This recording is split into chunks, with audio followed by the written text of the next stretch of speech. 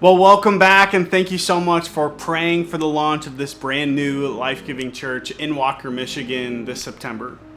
You probably already know this, but it's August, people.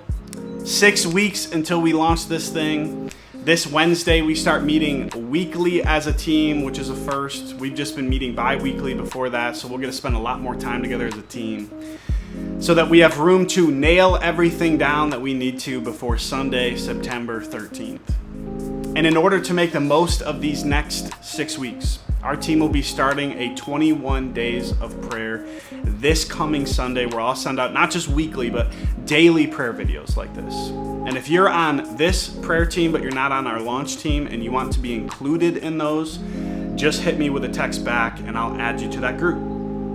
And if you haven't considered joining us through your giving or sharing any of our stuff on social media yet, those are the two main ways that for the next 6 weeks you can partner with us and breathe life into this thing that God is seeing fit to build.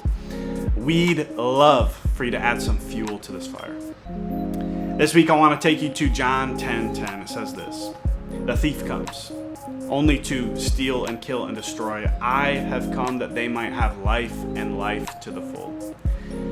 I told you last week how all fall of 2024 we were waiting, and that continued in early 2025 from New Year's all the way till Easter, that God didn't open up any doors. It felt like we were waiting for nothing, that God was preventing us from moving forward. And looking back, I had nowhere to go but down. Meaning I was running in place, but I wasn't moving forward, which means my feet were digging a hole beneath me. And the craziest thing started to happen. I started to hear from God in ways I never had before. It was like before I was talking to God on a phone that was across the room lying on a table, and all of a sudden I got to pick it up and put it close to my ear, that God started to speak in ways where I'd literally be pacing in a room praying with worship music blasting, and I would just fill page after page in my journal of what I felt like God was showing me. And because there was no job description in front of me, because there was no opportunities to chase, I got a really clear about what type of work I wanted to give the rest of my life to. I didn't know what the title would be. I didn't know where it would be.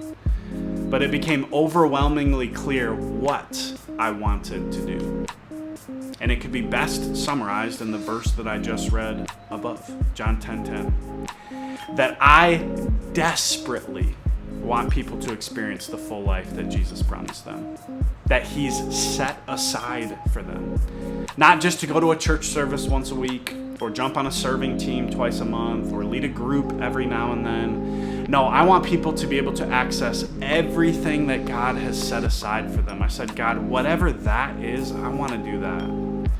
And so I just wrote a page of values in that season, language that I felt like God had uniquely used to shape me. And months later, when someone asked me to paint a picture for them what type of church I would want to plant, I said, oh, I've already written that list. I didn't know it was a new church, but this is what I'm called to. I learned this lesson in that season. Whenever God is delaying in you, he's often doing something deeper in you. That we're not looking for easy. We want to make the most of this one chance that we get to launch Tribes Church. Will you pray for us this week as we head into 21 days of prayer for boldness and a white-hot passion for everything that God has for us? Thank you so much for praying. We'll see you here next week.